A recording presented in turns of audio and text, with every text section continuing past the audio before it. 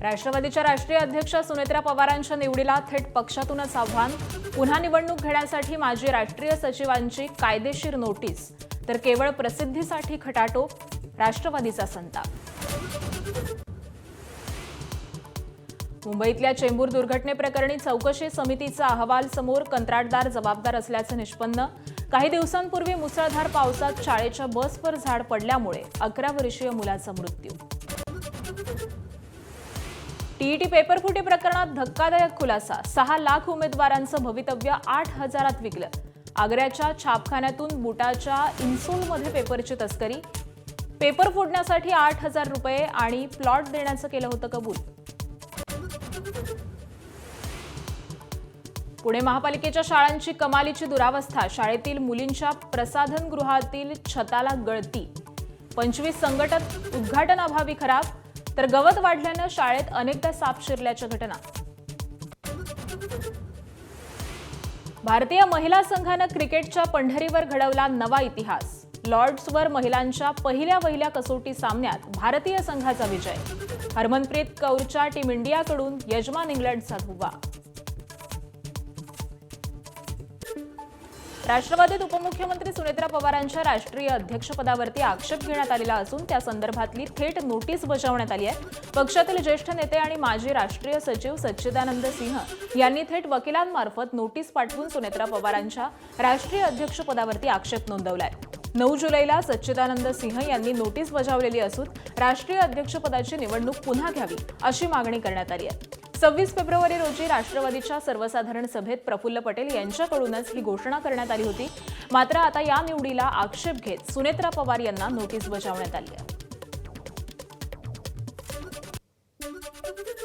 Working committee की बैठक क्यों नहीं हुई और जो जनरल काउंसिल की मीटिंग हुई बॉम्बे में, उसका सूचना इलेक्शन कमीशन ऑफ इंडिया को प्रदेश अध्यक्ष प्रफुल्ल पटेल के द्वारा क्यों नहीं दिया गया और धारा 29 के तहत राजस्थान को पूरी चुनावी प्रक्रिया की सूचना क्यों नहीं दी गई। मैं जो पत्र लिखा था उसका जवाब मुझे क्यों नहीं अभी तक दिया गया। लगभग 3 माह बीत गया। इसलिए मैं बात करके इस चुनावी प्रक्रिया को ठीक कराने के लिए मैं लीगल नोटिस के माध्यम से अपने आला कमान को नोटिस दिया हूँ। दरम्यान सुनेत्रा पवारांची निवड घटनेनुसार झाली। सगळ्यांनी एकमतानं सुनेत्रा पवारांची राष्ट्रीय अध्यक्षपदी निवड केली अशी प्रतिक्रिया राष्ट्रवादीचे प्रवक्ते सूरज चव्हाण यांनी दिली आहे। तसंच प्रसिद्धीसाठी केवळ अशा भूमिका घेतल्या जातात असा आरोप सूरज चव्हाण यांनी माजी राष्ट्रीय सचिव सच्चिदानंद सिंह यांच्यावरती केला आहे। राष्ट्रीय कार्यकारिणीमध्ये हात वर करून सगळ्यांनी प्रस्ताव ठेवल्याच्या नंतर त्या प्रस्तावाला अनुमोदन दिलं होतं आणि सर्वजण त्या प्रस्तावाला अनुमोदन दिल्याच्या नंतर एकमताने एक दिलाने सुनेत्रावहिनी पवार यांची राष्ट्रीय अध्यक्ष म्हणून त्या ठिकाणी निवड झालेली आहे आणि ती निवड पूर्णपणे कायद्याच्या चौकटीत राहून झालेली निवड आहे। त्याच्यामुळं अशा पद्धतीचं कुणी नोटीस पाठवलं त्याच्यामुळं ते काही मला वाटतं कुठं काही धोकादायक नाही, परंतु हे जाणीवपूर्वक माध्यमामध्ये प्रसिद्धी मिळवण्यासाठी कुठल्या तरी एका व्यक्तीने केलेलं असावं। चंद्रपूर महापालिकेतील काँग्रेस नगरसेवकांच्या गटनेतेपदाचा वाद पुन्हा नागपूर विभागीय आयुक्तांकडे पोहोचलाय। संख्याबळ सिद्ध करण्याच्या न्यायालयाच्या निर्देशानंतर काल वडेट्टीवार गटाचे नगरसेवक राजेश अडूर यांच्या नेतृत्वामध्ये विभागीय आयुक्त कार्यालयात पोहोचले। कोर्टाच्या निर्देशानुसार आमचे 11 नगरसेवक उपस्थित होते। गटनेतेपदाचा निर्णय फक्त संख्याबळाच्या आधारावरच व्हावा, तसंच काही तांत्रिक गोष्टी देखील विभागीय आयुक्तांनी पाहिल्या पाहिजेत अशी आमची अपेक्षा असल्याचं राजेश अडूर यांनी सांगितलं। हिअरिंग आली होती, मॅडमने विना ऐकून जे निर्णय घेतला होता घटनेचा ते घटनेचा स्टे आला। मग नंतर कोर्टाने आदेश दिले आहे दोन्ही गटाच्या ऐकायच्या, तुम्हाला 27 नगरसेवकाच्या दोन्ही नगरसेवक 27 नगरसेवक इकडे येऊन सर्वांकडे आम्ही जे आम्हाला म्हणायचं होतं ते चित्रमध्ये आम्ही लेखी दिले आहे। आता नंतर मॅडमच्या हातात आहे, मॅडम काय निर्णय घेणार आहे। आमचा जो अहवाल होता आम्ही मॅडमकडे सादर केला आहोत। दरम्यान चंद्रपूर महापालिकेतील वडेट्टीवार गटातील आणखी एक नगरसेवक धानोरकर गटात गेल्याची माहिती मिळते। नगरसेवक विनोद लभाने हे पूर्वी वडेट्टीवार गटासोबत होते, आता ते धानोरकर गटात सहभागी झालेले आहेत। आता आपण धानोरकर गटासोबत असल्याचं विनोद लभानेंनी एबीपी माझाशी फोनवरून बोलताना मान्य केलंय। खासदार प्रतिभा धानोरकर यांचा नगरसेवकांवर दबाव असल्यामुळेच 5 नगरसेवक त्यांच्या गटातून बाहेर गेल्याचा आरोप काँग्रेसचे गटनेते राजेश अडूर यांनी केला. याबाबत खासदार धानोरकर यांची प्रतिक्रिया समोर आली आहे. कुठलाच दबाव नाही, शेवटी हा नगरसेवकांचा वैयक्तिक प्रश्न आहे. त्यांनी कुठल्या गटात सामील व्हायचं असं धानोरकर म्हणाले. काही आमची नेता मंडळीच्या दबावामध्ये काही नगरसेवक 1 महिन्यापासून लापता आहे, ते तुम्हाला कळवणार आहे, पूर्ण समोर सांगणार. कोणाच्या दबावामध्ये आहे? एक नेता मंडळी आहे, तुम्हाला पण माहीत आहे. म्हणते की खासदारांचा दबाव आहे. नाही, मी कोणाचं नाव घेत नाही. तुम्ही रोज पाहताय कमिशनमध्ये कोण येत आहे, कोणते नेता मंडळी तर तुम्हाला माहितीच आहे. नगरसेवकमध्ये दबाव आहे. काही दबाव कोणाचाही नव्हता. शेवटी नगरसेवकाचा हा वैयक्तिक प्रश्न आहे, कोणी कोणाच्या गटात सामील व्हायचं. आणि तिकडे जरी गेले असले, इकडे जरी असले तरी नगरसेवक हे सगळे भारतीय राष्ट्रीय काँग्रेस पक्षाचे आहे. त्याच्यामुळे कोण कोणाच्या गटात गेलं आणि कोण कुठं गेलं हा विषय अजिबात नाही. काँग्रेसचा गट हा कायम राहील आणि मला विश्वास आहे आज तिकडले देखील नगरसेवक त्या ठिकाणी आयुक्त मॅडमकडे अपेअर होणार आहे आणि झाल्यानंतर अंतिम गटनेत्याचा आदेश आयुक्त मॅडम देईल. त्याच्यानंतर सगळे 27 नगरसेवक एकजुटीनं राहील. लाडकी बहीण योजनेतून 80 लाख नव्हे 92 लाख लाभार्थी वगळल्याचं समोर आलंय. ई-केवायसी न करणं, उत्पन्नाची मर्यादा आणि जास्त वयामुळे लाभार्थ्यांना वगळण्यात आलंय. त्यामुळे एकूण लाभार्थ्यांच्या तब्बल 38% लाभार्थी योजनेतून कमी झालेत.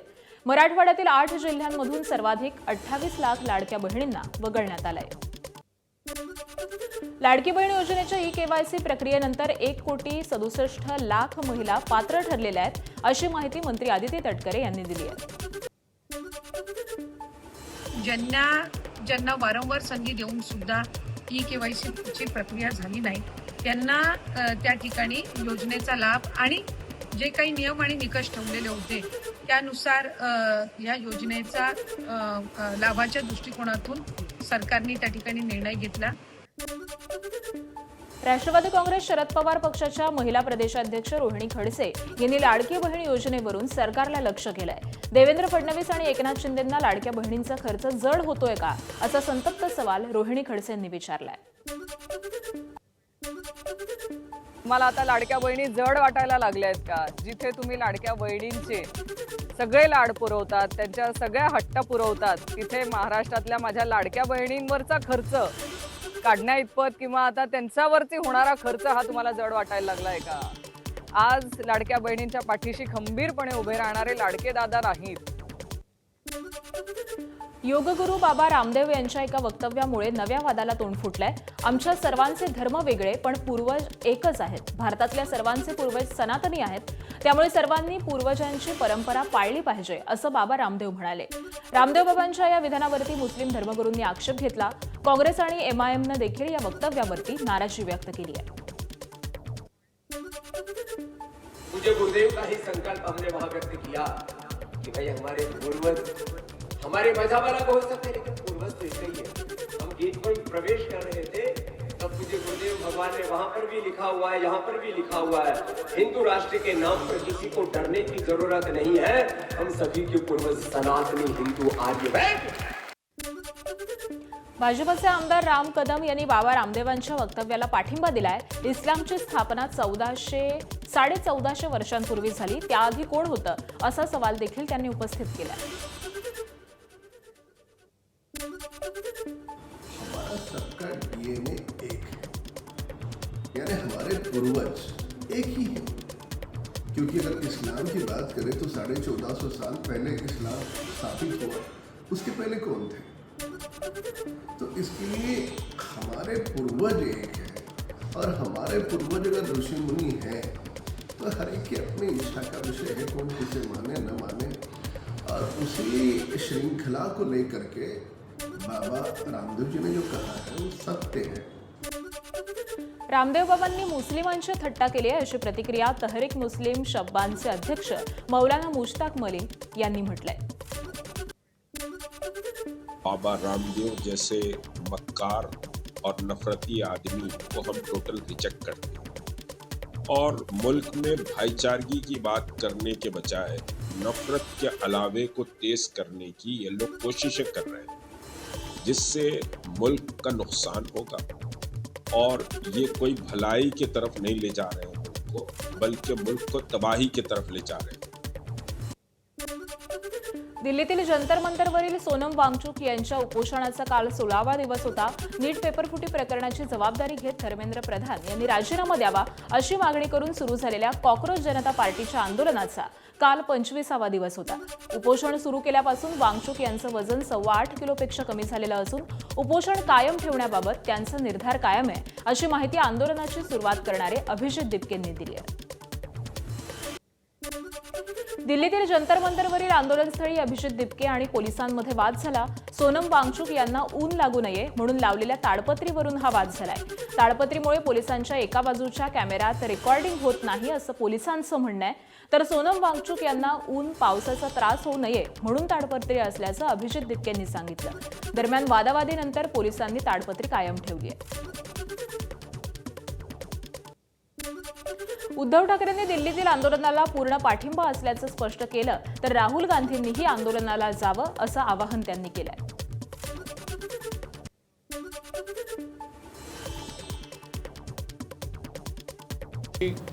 शिवसेनेतर्फे सोनम वांगचुक आणि या मुलांच्या आंदोलनाला पूर्ण पाठिंबा जाहीर करत आहे आणि ज्या ज्या वेळेला शक्य असेल, जिथे आम्ही उतरण्याची गरज असेल तिथे महाराष्ट्रभर आम्ही तर उतरूच.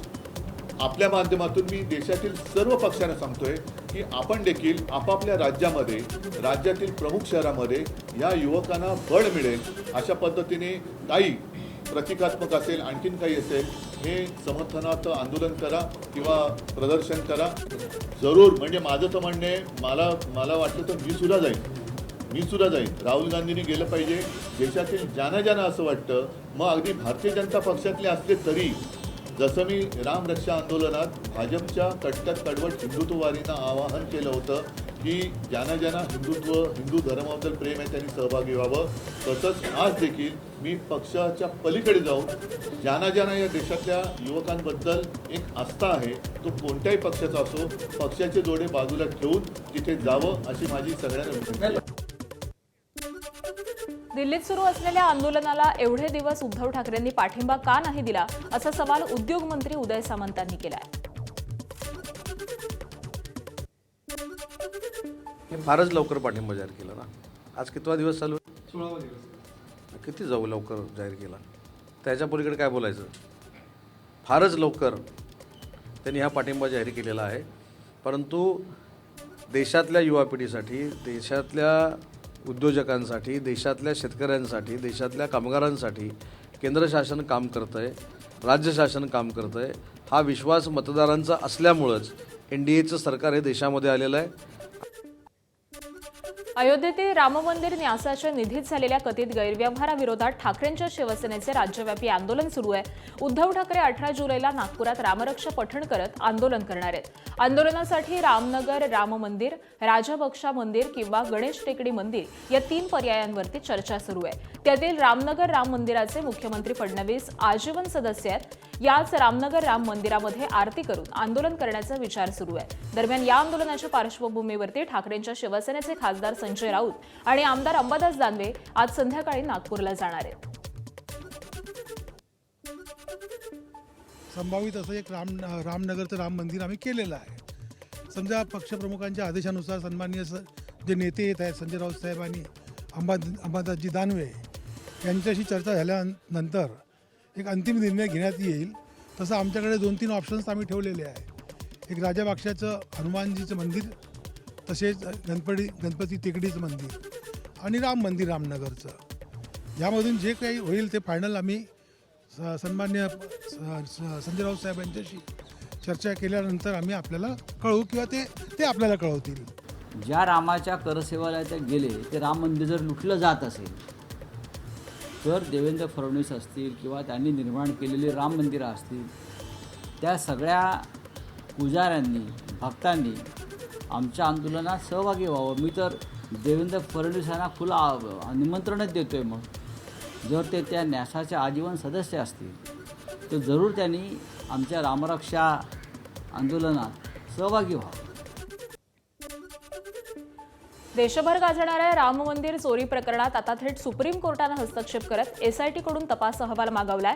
राम मंदिराच्या विश्वस्त मंडळाला सर्वोच्च न्यायालयानं नोटीस बजावली आहे. दरम्यान या प्रकरणी सोमवारी पुढील सुनावणी होणार आहे. दरम्यान या प्रकरणातील 8 आरोपींच्या न्यायालयीन कोठडीमध्ये 14 दिवसांची वाढ करण्यात आली आहे. मंदिरातील नोटा मोजणाऱ्या कर्मचाऱ्यांनी पैशांची बंडलं आणि दानाची चोरी केल्याची माहिती समोर आल्यानं खळबळ उडाली आहे. मुंबईचे उपमहापौर संजय खाडे यांनी स्वतःसाठी शासकीय निवासस्थानाची मागणी करत महापालिकेला पत्र दिलं. मुंबईतील खड्डेमय रस्त्यांमुळे सतत प्रवास करताना कंबरदुखी आणि स्पॉन्डिलायसिसचा त्रास वाढल्याचं त्यांनी सांगितलंय. गाडीतून प्रवास करताना वारंवार धक्के बसतात, त्यामुळे आरोग्यावरती परिणाम होत असल्याचंही त्यांनी नमूद केलं. तसंच मुंबई महापालिकेतील विविध बैठकांची वेळ गाठताना प्रचंड वाहतूक कोंडीचा सामना करावा लागत असल्याचं त्यांनी स्पष्ट केलंय. डोंबिवलीतील महिला डॉक्टरला मारहाण केल्याप्रकरणी शिवसेनेचे नगरसेवक रमेश म्हात्रेच्या अडचणीत वाढ झाली आहे. डॉक्टर मारहाण प्रकरणी रमेश म्हात्रेसह इतर आरोपींना 10 दिवसांची न्यायालयीन कोठडी सुनावण्यात आली आहे. 24 जुलैपर्यंत आरोपींना न्यायालयीन कोठडी सुनावण्यात आली आहे. डोंबिवली महिला डॉक्टरला मारहाण केल्याप्रकरणी कल्याण सत्र न्यायालयामध्ये ही सुनावणी पार पडली. दरम्यान रमेश म्हात्रेचं नगरसेवक पद बाद करावं अशी मागणी विरोधकांकडून केली जात असताना शिंदेंच्या शिवसेनेकडून अद्याप कुठलीही कारवाई करण्यात आली नाही.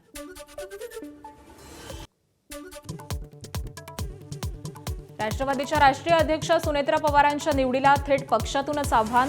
पुन्हा निवडणूक घेण्यासाठी माजी राष्ट्रीय सचिवांची कायदेशीर नोटीस, तर केवळ प्रसिद्धीसाठी खटाटोप, राष्ट्रवादीचा संताप. मुंबईतल्या चेंबूर दुर्घटनेप्रकरणी चौकशी समितीचा अहवाल समोर. कंत्राटदार जबाबदार असल्याचं निष्पन्न. काही दिवसांपूर्वी मुसळधार पावसात शाळेच्या बसवर झाड पडल्यानं 11 वर्षीय मुलाचा मृत्यू. उद्धव ठाकरेंचं 18 तारखेला रामरक्षा आंदोलन. संजय राऊत, अंबादास दानवे आज नागपुरात. रामनगर मंदिरात आंदोलनाचा विचार. मुख्यमंत्री फडणवीस मंदिराचे आजीवन सदस्य. टीईटी पेपरफुटी प्रकरणात धक्कादायक खुलासा. 6 लाख उमेदवारांचं भवितव्य 8,000त विकलं. आग्र्याच्या छापखान्यातून बुटाच्या इन्सोलमध्ये पेपरची तस्करी. पेपर फोडण्यासाठी 8,000 रुपये आणि प्लॉट देण्याचं केलं होतं कबूल. पुणे महापालिकेच्या स्वामी विवेकानंद शाळेची कमालीची दुरावस्था. शाळेतील मुलींच्या प्रसाधनगृहात छताला गळती. 25 संघटन उद्घाटन अभावी खराब. तर गवत वाढल्यानं शाळेत अनेकदा साप शिरल्याचं उघड. भारतीय महिला संघानं क्रिकेटच्या पंढरीवर घडवला नवा इतिहास. लॉर्ड्सवर महिलांच्या पहिल्या कसोटी सामन्यात भारतीय संघाचा विजय. हरमनप्रीत कौरच्या टीम इंडियाकडून यजमान इंग्लंडचा धुव्वा. टीईटी पेपरफुटी प्रकरणात धक्कादायक खुलासा समोर आलाय. 6 लाखांहून अधिक शिक्षक उमेदवारांचं भवितव्य अवघ्या 8,000 रुपयात विकल्याची माहिती आहे. आग्र्यामध्ये असलेल्या गुप्त छापखान्यातील कर्मचाऱ्यांना प्रश्नपत्रिका बुटाच्या इन्सोलमध्ये लपवून बाहेर काढल्याचं उघड झालंय. नरेश कुमार पूर्णचंद मोहोर उर्फ निक्की असं आरोपीचं नाव असून याच आरोपीनं छापखान्यामधून पेपर बुटात लपवून आणलाय. पेपर फोडण्यासाठी 8,000 रुपये आणि भविष्यामध्ये प्लॉट देण्याचं कबूल करण्यात आलं होतं. त्यानंतर पुढे मुख्य सूत्रधारानं हा पेपर 80,000 रुपयांना विकल्याचं देखील तपासात निष्पन्न झालंय. या प्रकरणात आतापर्यंत 12 आरोपींना अटक करण्यात आली आहे. मात्र मुख्य आरोपी अद्यापही फरार आहे. भिवंडी टीईटी पेपरफुटी प्रकरणात तपासाला वेग आलाय. या प्रकरणामध्ये आतापर्यंत एकूण 12 जणांना अटक करण्यात आलेली असून सर्वांनाच न्यायालयीन कोठडी सुनावण्यात आली आहे. काल पवन कुमार यादव आणि हरिओम सिंग या दोघांना भिवंडी न्यायालयानं न्यायाधीश एस घोडके यांच्यासमोर हजर करण्यात आलं. न्यायालयानं दोघांना देखील न्यायालयीन कोठडीत पाठवलंय. दरम्यान या प्रकरणातील मुख्य आरोपी विजेंदर गुप्ता अद्यापही फरार आहे. कोल्हापूरमध्ये राजारामपुरीत अस्मिता प्रतीकसिंह काटकर या महिलेनं सासरच्या जाचाला कंटाळून गळफास घेऊन आत्महत्या केली आहे. 1 महिन्याच्या मुलीचं बारसं होण्यापूर्वीच महिलेनं मृत्यूला कवटाळलं. घरात मुलीच्या बारशासाठी लगबग सुरू असताना धक्कादायक प्रकार घडल्यानं खळबळ उडाली आहे. दरम्यान आमच्या मुलीनं आत्महत्या केली नसून तिची हत्या झाली आहे असा आरोप अस्मिताच्या कुटुंबियांनी केलाय. लग्न झाल्यापासून पैशांसाठी अस्मिताचा छळ केला. रोख रक्कम आणि ऑनलाईन पद्धतीनं देखील पैसे पाठवल्याचा दावा त्यांनी केलाय. या प्रकरणी पतीसह सासरकडील 4घांवरती हुंडाबळी कायद्याअंतर्गत गुन्हा दाखल करण्यात आलाय. पती, सासू सासरे या तिघांना राजारामपुरी पोलिसांनी ताब्यात घेतलंय. पायधुनी इथं अल्पवयीन मुलीवरती झालेल्या लैंगिक अत्याचाराच्या प्रकरणाचा तपास सहाय्यक पोलीस आयुक्तांकडे वर्ग करण्यात आलाय. विभागीय सहाय्यक पोलीस आयुक्त रेणुका बुवा तपास करणार आहेत. 8 वर्षीय चिमुकलीवरती लैंगिक अत्याचार केल्याप्रकरणी अटक करण्यात आलेल्या परवेजवरती झारखंड इथं घरगुती हिंसाचाराचा गुन्हा दाखल असल्याची माहिती आहे. रविवारी पायधुनी परिसरामध्ये 8 वर्षीय चिमुकलीवरती सुरक्षा रक्षकानं लैंगिक अत्याचार केल्यामुळे खळबळ उडाली होती. नागपूरच्या फुकेश्वर भागामध्ये लुटीचा धक्कादायक प्रकार उघडकीस आलाय. तुरुंगातून पॅरलवरती आलेल्या अफरोज उर्फ भाईजान पठाणनं साथीदाराच्या मदतीनं 5 जुलैला कृषी कर्मचारी सुहास हजारे यांना चाकूचा धाक दाखवून लुटलंय. कारमध्ये असलेल्या मुलीनं ही घटना मोबाईलमध्ये चित्रित केली होती. यानंतर मोबाईल फुटेज आणि सीसीटीव्हीच्या आधारे पोलीस अफरोजच्या घरापर्यंत पोहोचले. पण पोलीस येणार असल्याचं समजताच अफरोज 11 जुलैच्या रात्री स्वतःहून अमरावती तुरुंगामध्ये हजर झाला. नागपूर पोलिसांनी आता अमरावती तुरुंगातून त्याला लुटीच्या गुन्ह्यामध्ये अटक करण्यासाठी अर्ज दिलेला आहे. रत्नागिरी जिल्ह्यातील चिपळूण तालुक्यातील रेहेळ गावणवाडी इथं कौटुंबिक वादातून धक्कादायक घटना घडली आहे. शेतातील लावणीची कामं असल्यामुळे लवकर उठा असं सांगण्याच्या रागामधून सुनेनं 71 वर्षीय सासूला शिवीगाळ करत लाकडी फाट्यानं मारहाण केली आहे. या प्रकरणी जखमी सासूच्या फिर्यादीवरून सुनेविरुद्ध चिपळूण पोलीस ठाण्यामध्ये गुन्हा दाखल करण्यात आलेला असून पुढील तपास सुरू आहे. अहिल्यानगरच्या जामखेड तालुक्यातील राजेवाडीत लग्न समारंभात धक्कादायक प्रकार घडलाय. सूत्रसंचालक अशोक पठाडे पाहुण्यांचं स्वागत करत असताना तलाठी शिवाजी हजारे यांनी आपलं नाव का घेतलं नाही असा जाब विचारला. याच रागातून त्यांनी शिवीगाळ करत सूत्रसंचालकाला चापट मारली आणि हातातील लोखंडी माईक डोक्यात घातला. यामध्ये पठाडे हे जखमी झालेत. त्यांना ग्रामीण रुग्णालयामध्ये दाखल करण्यात आलंय. या प्रकरणी जामखेड पोलीस ठाण्यामध्ये गुन्हा दाखल असून पुढील तपास सुरू आहे. बीडच्या माजलगावमध्ये शेत रस्त्याच्या वादातून धक्कादायक प्रकार समोर आला. न्याय मिळत नसल्याचा आरोप करत काही शेतकऱ्यांनी उपविभागीय अधिकारी कार्यालयासमोर सामूहिक आत्मदहनाचा प्रयत्न केला. सादोळा इथे शेत रस्ता खुला करण्याच्या मागणीसह मंडळ अधिकारी आणि तहसीलदारांवरती कारवाईची मागणी आंदोलकांनी केली होती. मात्र मागण्यांकडे दुर्लक्ष झाल्याचा आरोप करत त्यांनी हे पाऊल उचललं. सुदैवानं पोलिसांनी तातडीनं हस्तक्षेप करून दोघांना ताब्यात घेतलं आणि पुढील अनुचित प्रकार टळलेला आहे.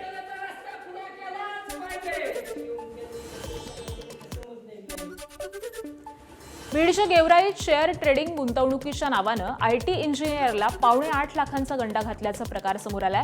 अज्ञात व्यक्तीनं सुनील नावानं कॉल करून नफ्याचे आमिष दाखवलं. विवेक नावाच्या ब्रोकरमार्फत खातं उघडायला लावून मार्केट प्लीज इन्व्हेस्टमेंट लिमिटेड आणि भवानी स्टॉक ब्रोकर या खात्यांवरती टप्प्याटप्प्यानं 6,80,000 रुपये ट्रान्सफर करून घेतले.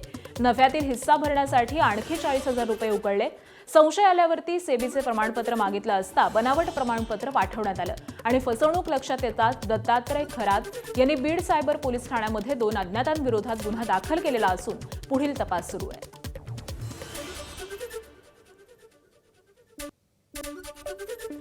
नाशिकच्या इगतपुरीमध्ये भावली धरणावर पर्यटनासाठी गेलेल्या पर्यटकांवरती स्थानिक टवाळखोरांनी हल्ला केलाय. नाशिकमधून आपल्या कुटुंबासोबत पर्यटनासाठी भावली धबधबा इथं गेलेल्या पूनम भागवत आणि त्यांच्या कुटुंबावरती हल्ला करण्यात आलाय. फिरायला गेलेल्या कुटुंबातील तरुणीची स्थानिक टवाळखोरांनी छेड काढल्यावरून वाद झालाय. लाकडी काठी आणि लोखंडी रॉडनं मारहाण करण्याचा प्रयत्नही केलाय. तर गाडीची तोडफोड केली. हल्ला होताच गाडी पळवल्यामुळे जीव वाचवल्याचा दावा पीडित कुटुंबियांनी केलाय. हल्लेखोरांनी 10 ते 15 किलोमीटरपर्यंत पाठलाग करून ठिकठिकाणी हल्ले केलेत. सदर घटनेप्रकरणी नाशिकच्या अंबड पोलिसांमध्ये पहिला गुन्हा दाखल करण्यात आलाय. अंबड पोलीस आणि ग्रामीण पोलीस यांच्याकडून संयुक्तपणे आरोपींचा शोध सुरू आहे. उल्हासनगरमध्ये हिट अँड रनची घटना समोर आली आहे. भरधाव कारनं दुचाकीला धडक दिल्यानंतर जखमी व्यक्तीच्या अंगावरती पुन्हा कार चालवत घटनास्थळावरून पलायन केल्याचा आरोप करण्यात आलाय. कल्याणमधील नामांकित सोने व्यापारी अविनाश मुथा यांच्यावरती आरोप करण्यात आलाय. या प्रकरणी उल्हासनगर पोलिसांनी अविनाश मुथाला अटक केलेली असून पुढील तपास सुरू आहे. उल्हासनगर क्रमांक 1 मधल्या बिर्ला ग्रेट समोर ही घटना घडली आहे. देवेंद्र सिंह राजपूत आणि त्यांचा मुलगा संजय सिंह राजपूत हे दुचाकीवरून शहाड स्टेशनच्या दिशेनं जात असताना मागून भरधाव कारनं त्यांच्या दुचाकीला जोरदार धडक दिली. अपघातानंतर आरोपीनं कार मागे घेत पुन्हा जखमी देवेंद्र सिंह राजपूत यांच्या अंगावरून कार चालवत घटनास्थळावरून पलायन केल्याचा आरोप करण्यात येतोय.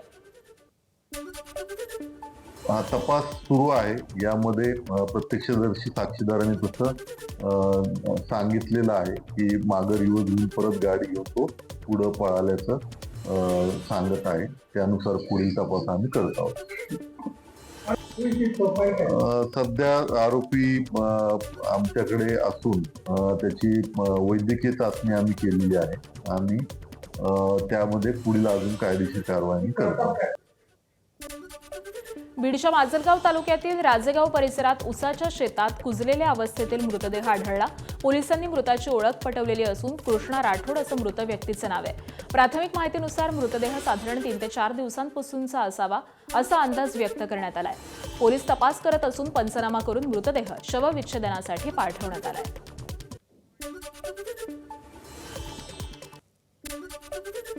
बदलापुरात एफडीएनं मोठी कारवाई केली आहे. ग्राहकाला बुरशी लागलेला पिझ्झा बेस दिल्याप्रकरणी राऊत चौकातील फ्लिपकार्ट मिनिट्सचा परवाना निलंबित करण्यात आलेला आहे. ग्राहकांच्या तक्रारीनंतर या प्रकरणात मनसेनं आवाज उठवला होता आणि त्यानंतर एफडीएच्या अधिकाऱ्यांनी फ्लिपकार्ट मिनिट्सच्या गोडाऊनवरती छापा टाकत खाद्यपदार्थांची तपासणी केली. या कारवाई दरम्यान एफडीए अधिकाऱ्यांना काही भेसळयुक्त खाद्यपदार्थ आढळून आले आणि त्यानंतर फ्लिपकार्ट मिनिट्स ब्रांचचा परवाना निलंबित करण्यात आला आहे.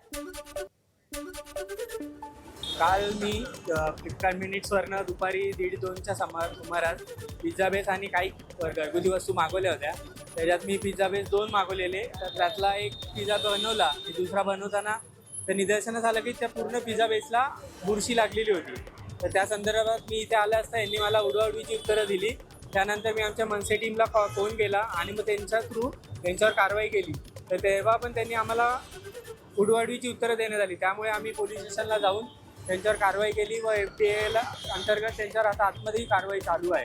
आपण या गोष्टीचा कालपासून पाठपुरावा करत आहे आणि पोलीस प्रशासनाकडे आपण स्टोर संदर्भात 318ची मागणी केलेली आहे. कारण की जे काही गोष्टी घडल्यात ह्या एक प्रकारची चिटिंग आहे ग्राहकाची.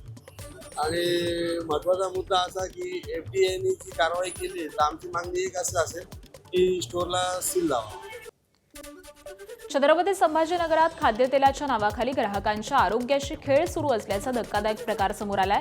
अन्न आणि औषध प्रशासनानं 2 ऑइल रिपॅकिंग युनिट्सवरती धाड टाकून तब्बल 2,93,00,000 रुपयांहून अधिक किमतीचा संशयित निकृष्ट दर्जाचा खाद्यतेलाचा साठा जप्त केलाय. कारवाई दरम्यान अस्वच्छ वातावरण, वापरलेले डबे पुन्हा वापरणं, फूड ग्रेड प्रमाणपत्रांचा अभाव आणि प्रयोगशाळेशिवाय तेलाचं पॅकिंग अशा गंभीर त्रुटी आढळून आल्यात. त्यानंतर या दोन्ही आस्थापनांचे परवाने तात्काळ निलंबित करण्यात आले. ठाणे रेल्वे स्थानकाच्या फलाटावरच्या उपहारगृहांमध्ये एक्सपायरी डेट उलटून गेलेल्या शीतपेयांची विक्री होत असल्याचा धक्कादायक प्रकार उघडकीस आलाय. महिला रेल्वे प्रवासी सोनाली देसाई यांनी फलाट क्रमांक 2 वरचा हा प्रकार उघडकीस आणलाय. सोनाली देसाईंनी विकत घेतलेल्या शीतपेयाची एक्सपायरी डेट उलटून गेल्याचं त्यांच्या निदर्शनास आलं.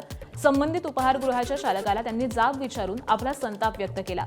या प्रकरणानंतर रेल्वे स्थानकावरती विकण्यात येत असलेली शीतपेय आणि खाद्यपदार्थांविषयी प्रश्नचिन्ह उपस्थित करण्यात येत आहे.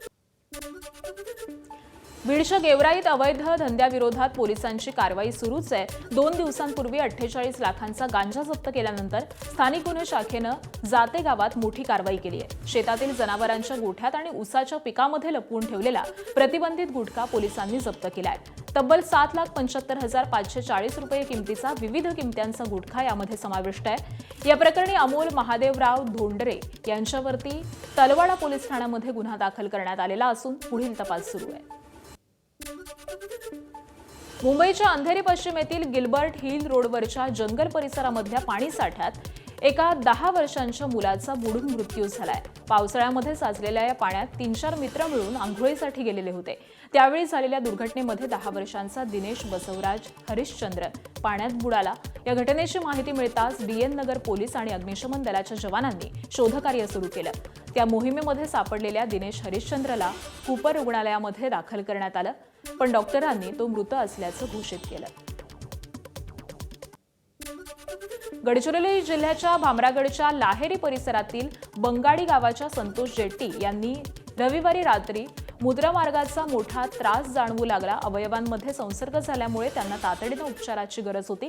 मात्र नाल्यामुळे गावापर्यंत रुग्णवाहिका पोहोचू शकत नसल्यामुळे गावकऱ्यांनी संतोष जेट्टी यांना खाटेवरती झोपवून अनेक किलोमीटर नाल्यापर्यंत आणलं आणि छोट्याशा नावेद्वारे तुडुंब असलेला नाला पार करत रुग्णालय गाठलं.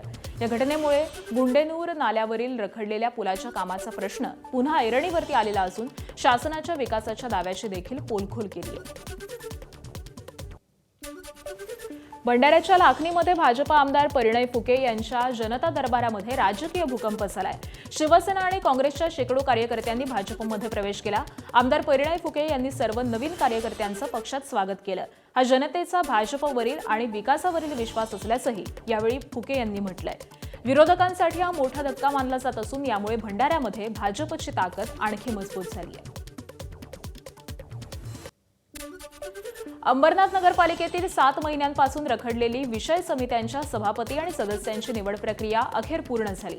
भाजप शिवसेनेतील सत्ता संघर्षामुळे ही प्रक्रिया लांबलेली होती.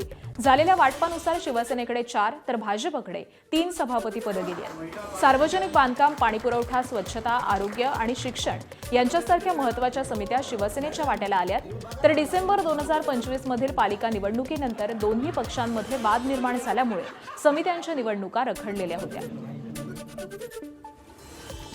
अनुसूचित जाती आरक्षणातील उपवर्गीकरणाच्या निषेधार्थ नाशिकच्या मनमाडमध्ये Republican Party of India Athawale गटाचे कार्यकर्ते आक्रमक झाले.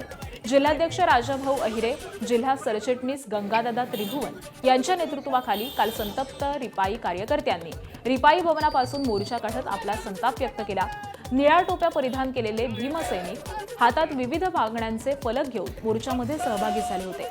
भारतरत्न डॉक्टर बाबासाहेब आंबेडकर पुतळ्याजवळ मोर्चाचा समारोप झाला. राज्यातील एसटी महामंडळाच्या 1485 हेक्टर जागेवरती खासगीकरणाचा घाट घालण्यात येणार असल्याची सूत्रांची माहिती आहे. सूत्रांच्या माहितीनुसार एसटी डेपोच्या जागा पीपीपी तत्वावरती विकसित करण्याचा प्रस्ताव परिवहन मंत्री प्रताप सरनाईक आणि मुख्यमंत्री देवेंद्र फडणवीस यांच्या पुढे मांडणार आहेत. उत्पन्न वाढवण्याच्या नावाखाली या मोजक्या जागा खासगी विकासकांसंदर्भामध्ये विकसित केल्या जाणार आहेत. मुख्यमंत्र्यांसोबतच्या बैठकीनंतर याबाबत अंतिम निर्णय घेतला जाईल. ठाण्यातील वाहतूक नियम मोडणाऱ्यांसाठी आता चोख बंदोबस्त आहे. ठाण्यातील गजबजलेल्या नितीन कंपनी जंक्शनवरती ITMS प्रणाली अंतर्गत 8 अत्याधुनिक AI कॅमेरे सुरू करण्यात आले. सिग्नल तोडणं, स्टॉप लाईन ओलांडणं, विना हेल्मेट, ट्रिपल सीट आणि सीट बेल्ट न लावणं यांच्यासारखे नियम मोडताच कॅमेऱ्यामध्ये नोंद होऊन दंडाचा मेसेज थेट तुमच्या मोबाईलवरती आणि घरी पोहोचणार आहे. बँकिंग, वित्तीय सेवा आणि विमा क्षेत्रावरती AIद्वारे होणाऱ्या सायबर हल्ल्यांचं संकट कायम घोंगावत असल्याचं या रिपोर्टमध्ये नमूद केलंय.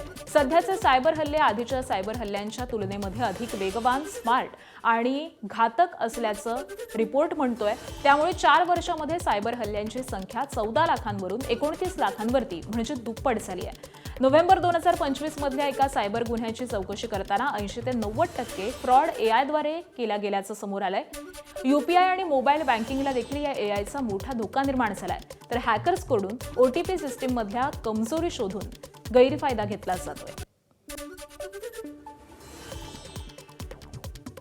अयोध्येतील राम मंदिरातील चोरीच्या निषेधार्थ जालन्यामध्ये काँग्रेसनं आंदोलन केलं. खासदार कल्याण काळे यांच्या नेतृत्वामध्ये काँग्रेसचे पदाधिकारी आणि कार्यकर्ते बडी सडक इथल्या राम मंदिरामध्ये दाखल झाले असता एक अनपेक्षित प्रकार समोर आलाय. मंदिराच्या गर्भगृहाला कुलूप असल्यामुळे कार्यकर्त्यांना बाहेरच प्रभू रामाची आरती आणि भजन करावं लागलं.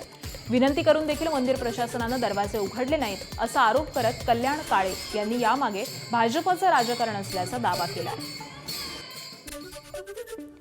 अयोध्येतील राम मंदिरामध्ये झालेल्या दानचोरीच्या घटनेच्या निषेधार्थ परभणीमध्ये काँग्रेसनं तीव्र आंदोलन केलं. शहरातील छत्रपती शिवाजी महाराजांच्या पुतळ्यासमोर असलेल्या पेढा हनुमान मंदिरासमोर काँग्रेसचे नेते, पदाधिकारी आणि कार्यकर्ते मोठ्या संख्येनं एकत्र आले. हातात टाळ घेऊन रघुपती राघव राजाराम हे भजन गात त्यांनी या चोरीचा निषेध नोंदवला. दरम्यान भाजपच्या सत्तेत देशातील सलोखा बिघडण्याचं काम सुरू आहे. जे रामाच्या नावानं निवडून आले त्यांच्याच काळामध्ये राम मंदिरात चोरी झाली अशी प्रतिक्रिया जिल्हाध्यक्ष बाबाजानी दुर्राणी यांनी दिली आहे. अयोध्येतील राम मंदिरातील दानचोरीच्या निषेधार्थ गोंदियामध्ये काँग्रेसकडून आगळं वेगळं भजन दिंडी आंदोलन करण्यात आलं. जिल्हाध्यक्ष अमर वऱ्हाडे यांच्या नेतृत्वामध्ये काँग्रेस कार्यकर्त्यांनी काँग्रेस भवनापासून दिंडी काढली. हातात पक्षाचे झेंडे, डोक्यावरती गांधी टोपी आणि रघुपती राघव राजाराम आणि रामकृष्ण हरीच्या भजनानं संपूर्ण शहर दुमदुमलं. जयस्तंभ चौकामध्ये आंदोलनाची सांगता करून राम मंदिर दर्शन घेत निषेध नोंदवण्यात आला. यावेळी वराडे यांनी राम मंदिर ट्रस्ट बरखास्त करण्याची मागणी केली आहे. बीडच्या केसमध्ये ग्रामीण भागातील एका पुलाच्या निकृष्ट दर्जाच्या कामाची पोलखोल स्थानिक तरुणाकडून करण्यात आली आहे. केस तालुक्यातील वनकारंजा ते चिंचपूर या रस्त्यावरती असलेल्या नदीवरती तब्बल 48 लाख रुपये खर्च करून पूल बांधण्यात आला. मात्र या पुलाला बांधण्यात आलेल्या सुरक्षा कठड्याला लाथ मारली की हे कठडे तुटत असल्याचा व्हिडिओ समोर आलाय. त्यामुळे या पुलाच्या दर्जाबाबत प्रश्नचिन्ह निर्माण झाले. या पुलाला 48 लाख रुपये बजेट आले. 1 लाख रुपयाची लाच मागितल्याप्रकरणी सोलापुरातील एक मंडळ अधिकाऱ्यावरती गुन्हा नोंद करण्यात आलेला आहे. विहिरीतील मुरुम वाहतूक आणि वापराची परवानगी देण्यासाठी 1 लाख रुपयाची लाच मागितली होती. विजयकुमार माने असं गुन्हा दाखल असलेल्या अधिकाऱ्याचं नाव आहे. उत्तर सोलापूर तालुक्यातील बेलाटी गावात शेतातल्या विहिरी खोदकामातून निघालेल्या मुरुमच्या वाहतुकीसाठी आणि वापरायची परवानगी मिळवण्यासाठी तक्रारदारानं तहसीलदाराकडे अर्ज केला होता. राज्यभरामध्ये सध्या सोयाबीन बियाणं उगवत नसल्याचा मुद्दा चांगलाच तापतोय. याच मुद्द्यावरून आता अकोला जिल्ह्यातील मूर्तिजापूरचे भाजपा आमदार हरीश पिंपळे यांनी सरकारला थेट आंदोलन आणि आमदारकीच्या राजीनाम्याचा इशारा दिलाय. आपण भाजपचे आमदार जरी असलो तरी त्या पदावरती शेतकऱ्यांमुळेच गेल्याचं हरीश पिंपळे यांनी म्हटलंय. आज अकोला जिल्हाधिकारी कार्यालयामध्ये जिल्हाधिकारी वर्षा मीना यांच्या अध्यक्षतेखाली सोयाबीन बियाणांच्या उगवणी संदर्भातील तक्रारीवरती आढावा बैठक घेण्यात आली आहे. संपूर्ण जिल्हाभर आंदोलन उभं करीन. माझ्या शेतकऱ्याला न्याय देईन. मी भाजपचा आमदार आहो, सत्ता पक्षाचा आहो, पण मला आमदार करणारे माझे शेतकरी आहे. शेतकऱ्यासाठी लढीन. टाइम पडलं तर आमदारची सोडून देईन. बोगस बियाणांमुळे शेतकऱ्यांचं मोठं नुकसान होत आहे. कंपन्यांकडून शेतकऱ्यांना देण्यात आलेल्या बोगस बियाणांविरोधामध्ये आमदार बच्चू कडू आक्रमक झाले. बच्चू कडूंनी कृषी आयुक्त सूरज मांढरे यांना फोन करत इशारा दिलाय. 5-6 दिवसांमध्ये शेतकऱ्यांना दुबार पेरणीसाठी बियाणं उपलब्ध करून द्या, नाहीतर बूस्टर कंपनीचं कार्यालय जाळून टाकू असा इशारा बच्चू कडूंकडून देण्यात आलाय. सरकार झोपलंय का असं म्हणत सत्ताधारी आमदार कडू यांनी सरकारलाच घरचा आहेर दिलाय.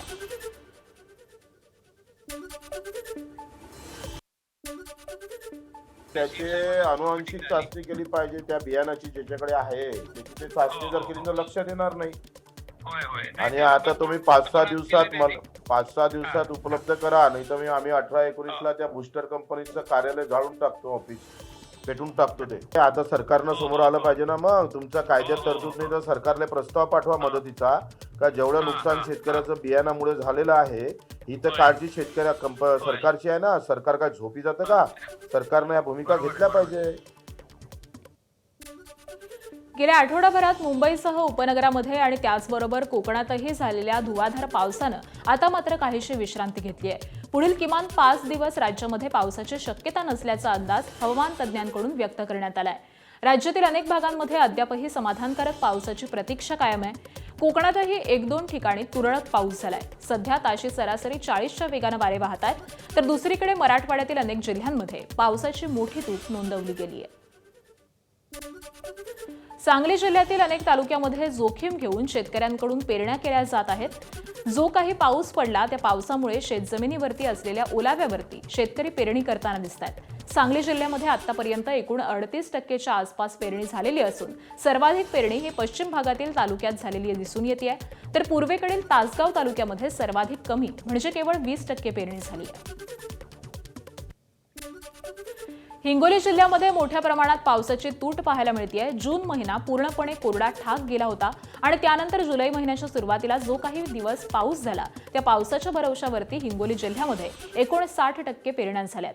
ती सर्व पिकं आता संकटात सापडली आहेत. मागे 8 ते 10 दिवसांपासून पावसानं दडी मारल्यामुळे शेतामधील पिकं ही सुकलेली आहेत, तर पेरणी झालेल्या शेतामध्ये भेगा पडायला सुरुवात झाली आहे.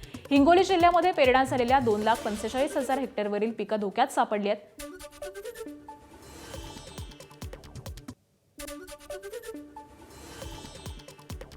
पुण्यातील वरंदघाट वाहतुकीसाठी बंद करण्यात आलाय. दरड कोसळण्याच्या शक्यतेनं सुरक्षेचा उपाय म्हणून हा मार्ग बंद करण्यात आलाय. भोर महाड मार्गावरील वरंदघाट 31 ऑगस्टपर्यंत वाहतुकीसाठी बंद करण्यात आलाय.